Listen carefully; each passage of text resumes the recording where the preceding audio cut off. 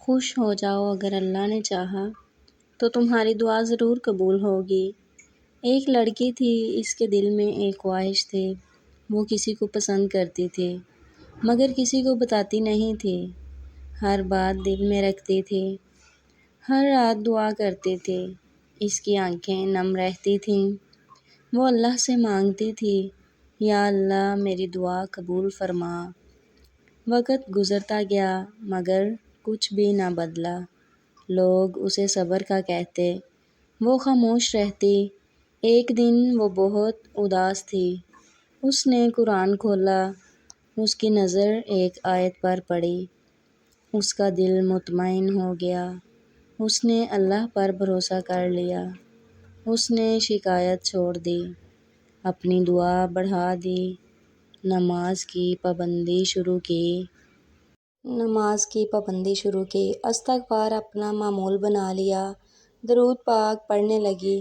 اس کا دل بدلنے لگا، بے چینی کم ہونے لگی، سکون بڑھنے لگا۔ وہ مسکرانے لگی، اللہ پر یقین مضبوط ہو گیا۔ وہ جان گئی تھی کہ اللہ بہترین فیصلہ کرتا ہے۔ کچھ دن اور گزرے، حالات بدلنے لگے، راستے آسان ہونے لگے، رکاوٹیں ختم ہونے لگیں۔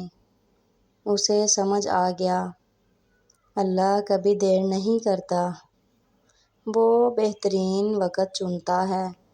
ہر دعا سنی جاتی ہے، ہر آنسو دیکھا جاتا ہے، ہر صبر کا اجر ملتا ہے۔ اگر وہ شخص بہتر ہوگا تو تمہیں اللہ خود ملا دے گا، اگر بہتر نہیں ہوگا اللہ اس سے بہتر عطا کرے گا۔